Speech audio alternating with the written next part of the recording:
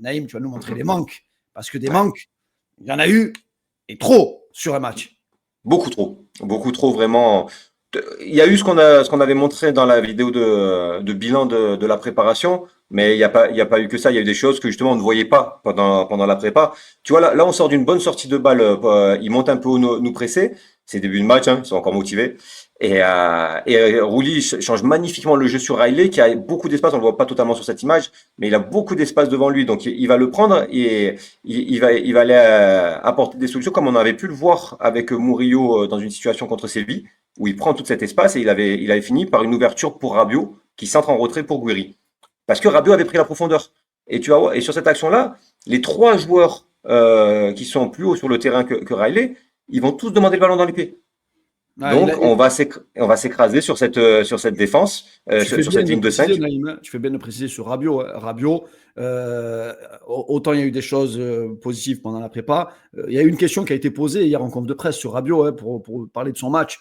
Je pense que face au bloc bas, on l'a déjà dit, Naïm, on le sait, la grande difficulté, c'est que peut-être dans ce rôle-là, il faut avoir un milieu peut-être plus fort individuellement, plus créatif qu'un Adrien Rabiot. Et Adrien Rabiot, il aime manger les espaces. Et là, comme tu le montres, même sur ce match, je ne l'ai pas trouvé transcendant à aller chercher ces espaces, à aller manger. Bon, après, il y en avait moins, hein, vu qu'ils étaient réduits à 10. Donc, il nous apportait plus, en fait, ce dont il est capable dans cette position-là. Ouais, là, il l'a pas fait. Après, attention, il a quand même fait souvent sans être servi, et on le verra un peu plus tard. C'est vrai que, de toute façon, face à un bloc bas, il faut un créatif de haut niveau pour créer des choses, mais ces joueurs-là, les joueurs qui sont capables de déstabiliser, d'iréner, surmotivés, ultra physiques, c'est pas des joueurs du calibre de l'OM, hein, de toute façon. Donc il faut trouver des solutions différentes. Il faut beaucoup trouver de des monde à solutions. Aminarit. J'ai lu Aminarit doit rentrer. Hein. Ouais, Amin Harit, trouver une passe dans un espace très très réduit, c'est pas son point fort. Ouais, c'est pas fait. Donc Harit, il va te créer un décalage au milieu du terrain quand il y a une grande densité, mais quand ils sont à 10 derrière, c'est pas la dernière passe d'Harit qui va te faire la diff. Non, Donc il manque. donc bon, ça, c'est un manque, ce manque de mouvement, ce manque d'appel, c'est quelque chose qu'on n'avait pas vu pendant la préparation. Et par contre, là, c'est Là, c'est la justement, pire. c'est dans la continuité de ce qu'on vient de dire. Là, cet espace qui est là, Rabiot, il va le prendre. Il donne le ballon à Rowe, il part prendre cet espace. En fait, ce que fait Rowe, c'est juste hallucinant. Il se met jamais de trois quarts ou dans le sens du jeu. Il est complètement, vraiment, son attention est focus vers un jeu vers l'arrière. Alors que tu regardes, il y a deux Rennais face à eux deux. Il peut aller dans la provocation, il peut se servir de l'appel de Rabiot pour aller faire du 1 contre 1, il peut lancer Rabiot qui est dans une position où il était en train de courir vers la cage, tandis que tu vois que le Rennais le plus proche de Rabiot, lui, il est dans une position latérale, donc il peut largement être pris de vitesse, surtout que Rabiot va plus vite que lui. Donc là, c'est totalement anti-football, et en fait, Rowe, il a fait ça tout le match. Il a joué à Et je vais l'envers plus loin, tout le Naïm, je match. vais plus loin. Je te coupe juste là, juste avant celle-là. Moi, sur cette opportunité-là, j'étais en live sur TikTok et je dis, il va se faire massacrer par le coach parce qu'on t'a pris pour aller provoquer, on t'a pris pour ton jeu de déséquilibre. Si quand tu reçois un ballon et en plus Rabiot te fait l'appel et tu reviens derrière, sachant que Murillo, sur l'image, il était déjà devant, en fait, ce que tu as essayé de créer, tu viens de l'annuler. Et en plus, Exactement. tu perds de l'énergie à des joueurs qui te font l'appel. Et ça, c'est terrible. Et bien, juste derrière, il y a la séquence où il y a la pause fraîcheur. Et bien, le coach d'entrée, il va voir qui? Il va voir Jonathan Rowe.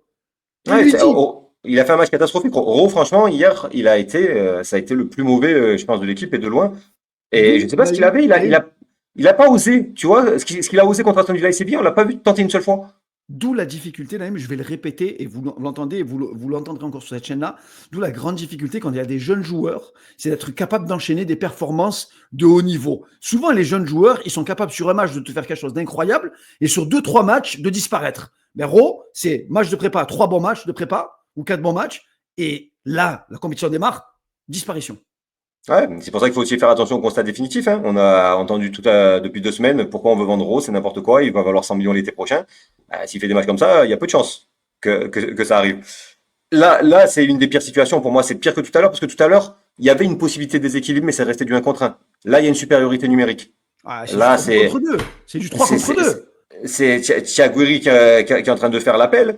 Tu te retrouves à 3 contre 2. Là, tu vas fixer ton défenseur. Enfin, c'est ce qu'on nous apprend, Bilal, aux plus jeunes. Supériorité numérique. tu vas fixer ton défenseur, tu donnes au joueur qui t'a apporté le surnombre, et après Guiri se retrouve en situation très favorable pour essayer d'aller terminer, ou si le deuxième central René est obligé de venir lui fermer, ben Guiri peut finir par une passe en retrait qui finit en but. Un 3 contre 2 comme ça, il doit être mieux négocié. Et lui, ce qu'il a fait, c'est dramatique. Il s'est servi de l'appel de Gouiri pour rentrer dans la densité. Regarde où il s'est mis. Il s'est mis en situation, en plus, où tout le stade savait qu'il allait tenter de rentrer intérieur pour frapper, pour chercher son enroulé. Donc, encore une fois, choix dramatique. Manque de mouvement, pas assez de prise d'initiative et mauvais choix, ça commence à faire beaucoup. Mais bon, ce qui nous manque le plus, tu vois, je trouve, c'est de tenter ce que je disais, des passes difficiles, des changements rapides. Oh, là, Et c'est pas facile. C'est pas facile. Cette passe que je te montre de Gomez vers Greenwood, elle serait dure à faire. Mais si tu déstabilises pas des blocs bas, si tu fais pas des choses difficiles, si tu réussis pas des choses difficiles, et je pense qu'un joueur de la qualité de Gomez, il a le pied pour réussir cette balle-là, et je trouve qu'on n'entend pas assez. surtout que Naïm, sur des blocs bas, la seule possibilité que tu as, c'est d'étirer le bloc. Il n'y a pas d'autre possibilité. Tu ne peux pas jouer dans le cœur du jeu. Il y a 5 joueurs dans le cœur du jeu. Donc ta seule possibilité, c'est d'accélérer la déstabilisation par les côtés, par les dédoublements. Ce qu'a fait, moi j'ai bien aimé l'entrée de Timothy Weah, parce qu'il a apporté ça sur le couloir avec Greenwood, où il a sans cesse essayé de dédoubler avec plus ou moins de la réussite. Et encore, le centre qu'il met sur Murillo, c'est potentiellement un but, centre magnifique. Et Il a fait ce qu'on attendait de lui. Il a réussi la passe la plus dure. Un centre voilà, dans une densité incroyable. Il l'a mis sur la tête de Murillo. Donc il a fait l'action qui aurait dû débloquer le match. ouais, c'est sûr. Mais comme tu dis, il faut prendre conscience que dans des matchs comme ça, même surtout à 10 contre 11, mec, il faut les acculer et il faut centrer. Et à la retombée, il faut qu'il y en ait un qui se mette en position de frappe parce que tu n'as pas le choix. Tu n'arriveras pas à créer un surnombre par la passe courte. Mais pour réussir à centrer, il faut basculer plus rapidement. Parce que si tu mets du temps, si Gomez et Højbjerg continuent à donner le ballon à celui qui est à côté de lui pour que lui donne à l'ailier, eh bien, ils auront le temps de coulisser à chaque fois et de fermer le bloc. Et c'est pour ça que quand on me dit, ouais, mais c'est De Zerbi, il a rien compris, c'est pas De Zerbi qui leur demande ça, hein, d'aller aussi lentement d'un côté à l'autre. Lui, je suis persuadé qu'il lui demande tout l'inverse. C'est vraiment les joueurs dans la réalisation qui prennent pas cette initiative ou qui sont trop lents dans ce qu'ils font. Et encore une fois, On c'est lui pas des posera passes la question. faciles. On lui posera la question si on est en conf de Hum. presse la semaine prochaine. On lui posera la question est-ce que c'est une consigne de sa part du fait que les deux récupérateurs mettent autant de temps à chercher les couloirs. C'est trop lent et ça manque Ben, de courage.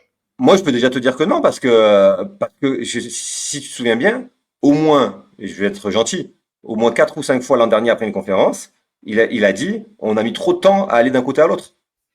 Ouais, c'est Et tu vois, et donc, ces passes-là, comme je le dis, c'est des passes qui sont dures, mais qui doivent être réalisées par des joueurs de ce niveau-là, qui doivent tenter des passes difficiles. Celle-là, elle est pas facile. Si tu y arrives, Greenwood, il va seul à la cage. Elle est pas facile, mais si tu ne tentes que des choses faciles, tu ne déstabiliseras jamais des blocs comme eux.